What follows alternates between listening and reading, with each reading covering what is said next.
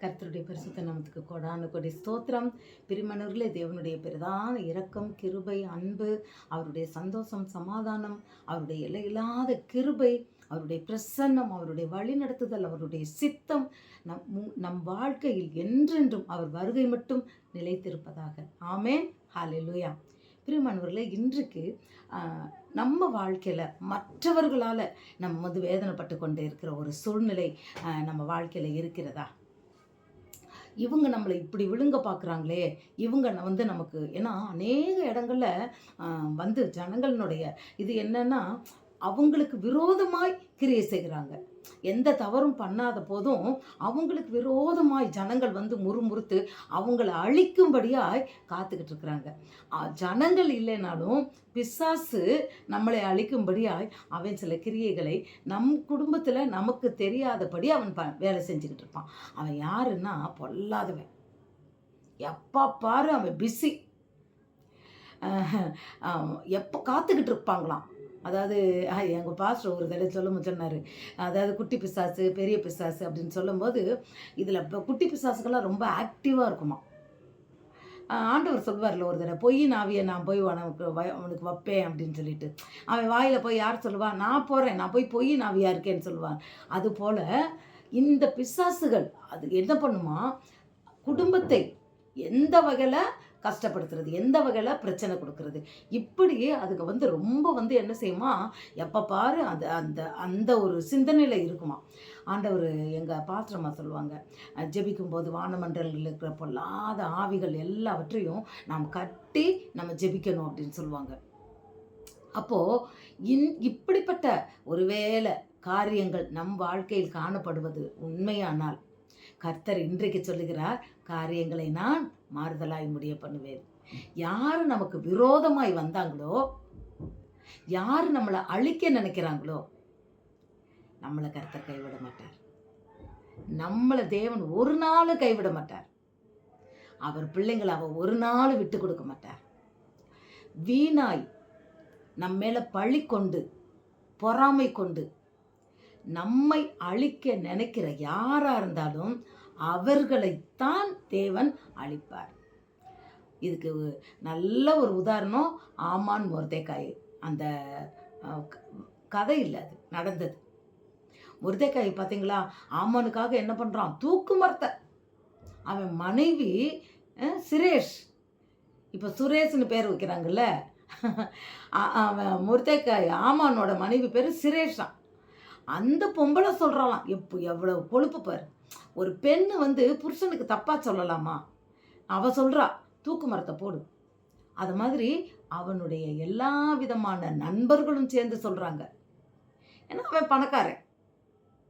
அப்போ சொல்கிறாங்க, போடு அவனை, மொர்தெக்காயை தூக்கில் போடு, பெரிய தூக்கு மரத்தை செஞ்சுட்டு நாளைக்கு ராஜாட்ட போயிட்டு நாளைக்கு மொர்தெக்காயை தூக்கில் போடணும்னு போய் சொல்லிடு. நீ சொன்னால் ராஜா செய்வார். ஏன்னா உன்கிட்ட முத்திர மோதிரம் இருக்கு, ராஜாவுக்கு பக்கத்தில் நீ தான் நிற்கிற, அவருக்கு அடுத்து நீ தான், நீ என்ன சொன்னாலும் அவர் கேட்பார் அப்படின்னு சொல்லி ரொம்ப தைரியமாக அவங்க இருக்கிறாங்க.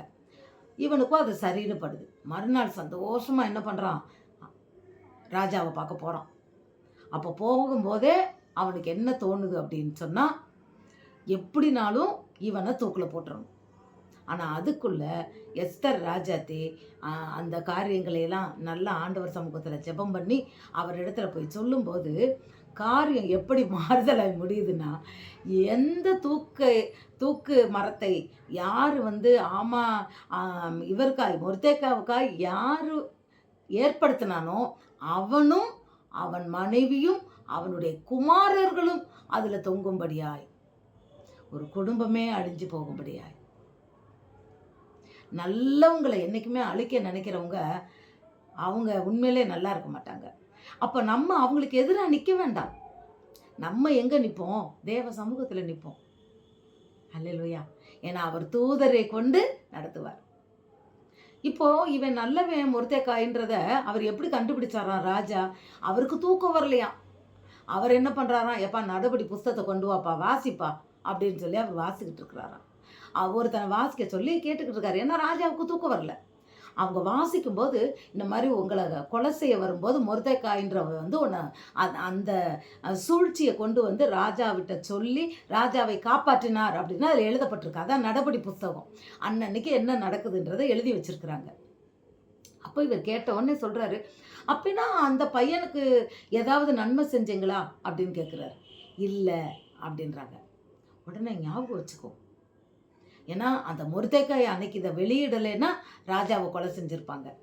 அப்போ ராஜா நன்றி உள்ளவராக இவரை காப்பாற்றும்படி அவர். அப்போது நமக்கு எதிராக இப்போ என்ன விஷயம்னா, நமக்கு எதிரான காரியங்கள் எந்த வகையில் நடந்து கொண்டிருந்தாலும், அது கோர்ட்லையாக இருக்கலாம், எந்த விதத்தில் இருக்கலாம், இல்லை வேறு விதமான பிரச்சனைகள் போராட்டங்களை கொண்டு வந்துக்கிட்டு இருக்கலாம்.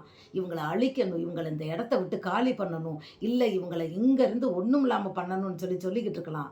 ஆனால் நம்ம ஆராதிக்கிற தேவன் ஜீவன் உள்ள தேவன். ஹல்லேலூயா. அவர் தூதர்களை கொண்டு எப்படியாகிலும் எந்த வழியிலாகிலும் அவர் நம்மை விடுவிப்பார். ஹல்லேலூயா. எப்படி மொர்தெகாயை விடுவிச்சார், அதே போல கர்த்தர் நிச்சயமாக நம்மளை விடுவிப்பார். பிரியமானவர்களே, அவர் வந்து அவருடைய பிள்ளைகளை ஒரு நாளும் கைவிட மாட்டார். நம்ம தான் பயந்துக்கிட்டு இருக்கோம். நம்ம வந்து திருப்பி போய் நம்ம சண்டை போட வேண்டாம், திருப்பி போய் அவங்களுக்கு எதிராக நம்மளாலாம் வந்து நிற்க வேண்டாம். ஏன்னா அவங்க துன்மார்க்கர்கள், அப்படித்தான் இருப்பாங்க. அவங்க சொல்கிறதா ரைட்டுன்னு சொல்லுவாங்க. நம்ம அப்படி போக வேண்டாம். நாம் தேவ சமூகத்தில் நிற்கும்போது நமக்காய் தூதன் அந்த இடத்துல போய் எல்லா காரியத்தையும் நமக்கு ஜெயமாய் மாற்றி தருவாங்க. அல்லேலூயா. யோபுவை வந்து சாத்தான் சோதிக்க நினைக்கும் போது சாத்தானுக்கு எதிர்த்து நிற்கலையே யோபு. கர்த்தர் கொடுத்தார், கர்த்தர் எடுத்தார், கர்த்தர் நாமத்தை தான் உயர்த்தினார். பாருங்க, நாம் கவலைப்பட வேண்டாம். இன்றைக்கு எந்த காரியங்கள் உங்களை வேதனைப்படுத்தி கொண்டே இருக்கிறதோ, எந்த காரியங்கள்னால நீங்கள் தூக்கம் இல்லாமல் இருக்கிறீங்களோ, எந்த காரியத்தினால நீங்கள் அழுது கொண்டு இருக்கிறீர்களோ, வெளியே சொல்ல முடியாத சில காரியங்கள், இதை நான் யார்கிட்ட போய் நான் சொல்லுவேன், இதை வெளியே சொல்ல முடியாதே அப்படின்னு சொல்லி நீங்கள் அழுது கொண்டு இருக்கலாம். இன்றைக்கு கர்த்தர் உங்களோடு பேசுகிறார். நிச்சயமாகவே அதிசீக்கிரத்தில் நீங்கிவிடும் இந்த லேசான உபத்திரவம். கட்டாயமாய் உங்கள் துக்கம் சந்தோஷமாய் மாறும். உங்களுக்கு விரோதமாய் யார் வர்றாங்களோ அவங்களுக்காக நீங்கள் யுத்தம் பண்ணாதீங்க, நீங்கள் சும்மா இருங்கள். கர்த்தர் நமக்காக யுத்தம் பண்ணுவார். அல்லேலூயா. யோசபாத்துக்கு அப்படித்தானே சொன்னார், நீங்கள் சும்மா இருங்கள், நான் யுத்தம் பண்ணுகிறேன். அதுக்காக இவங்க சும்மா உட்காரல, தேவனை துதித்தார்கள்.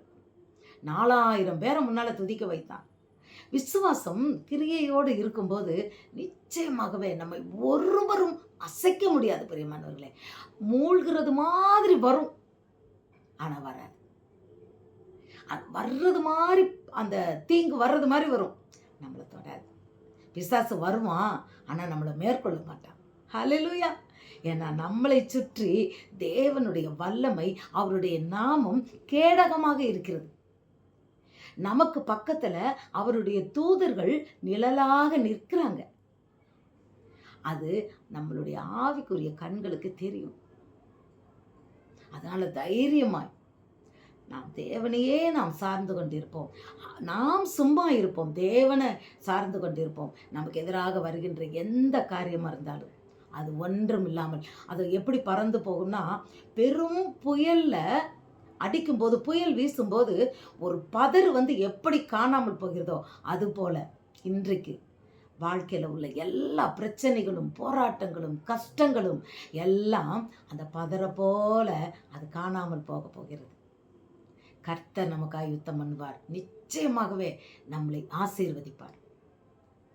தேவன் தான் இந்த வார்த்தையை உங்களுக்கு சொல்றாரு, பயப்படாதீங்க, கர்த்தரை தேடுங்க. நீங்கள் கவலைப்படுற நேரத்தை விட்டுட்டு பைபிளை நல்லா மணிக்கணக்காக வாசிங்க, நல்லா ஜெபம் பண்ணுங்க, நல்லா தேவனை துதிங்க. துதிக்க துதிக்க தடைகள் நீங்கும். பிரியமானவர்களே, நமக்காய் தேவன் யுத்தம் செய்வார். எப்படி யோசபத் ராஜா துதிக்கும் போது தேவன் யுத்தம் செய்தாரோ. நான்லாம் என் பையன் காலேஜில் படிக்கும்போது சில காரியங்களெல்லாம் எனக்கு வந்து எதனால சொன்னாங்கன்னா உடனே முழங்கால் போட்டு துதிக்க தான் ஆரம்பிப்பேன், ஜெபிக்க மாட்டேன், துதிப்பேன். தேவனை துதி துதி துதின்னு துதித்து கொண்டே எவ்வளோ நேரம் துதிக்கிறேன்னு எனக்கே தெரியாது. என் தொண்டை ஓஞ்சி என் கால் வலிச்சு முடிகிற வரைக்கும் நான் துதிப்பேன். ஆனால் காரியம் ஜெயமாய் மாறினது. ஏன்னா எங்களால் முடியாது, கர்த்தரால் முடியும். நிச்சயமாக கர்த்தர் கைவிட மாட்டார். பயப்படாதீங்க. உங்கள் துக்கம் சந்தோஷமாய் மாறும். உங்களுக்கு எதிராய் ஒரு வழியாக புறப்பட்டு வந்தவங்க 7 வழியாக சிதறி ஓட செய்வார். உங்களோடு போராடுகிறவர்களையே நீர் தேடியும் காணாமல் போய்விடுவார்கள். எங்கள் வீட்டில் அப்படித்தான் நடந்தது. நமக்கு ரொம்ப தொல்லை, நம்ம துதிச்சுக்கிட்டே இருந்தோம்னா கர்த்தர் அப்படி செய்வார். நம்ம சண்டைக்கே போக வேண்டாம், நம்ம தேவனை துதித்தா போதும், அவர் கிரியை செய்வார். எதிர்வான சத்துருவனுடைய சகல விதமான வல்லவைகளையும் நம் தேவன் தகர்த்தெறிவார். கவலைப்படாதீங்க, உங்களை சாட்சியாய் நிறுத்துவார். தேவனை துதிங்க, கர்த்தர் பெரிய காரியங்கள் செய்வார். God bless you.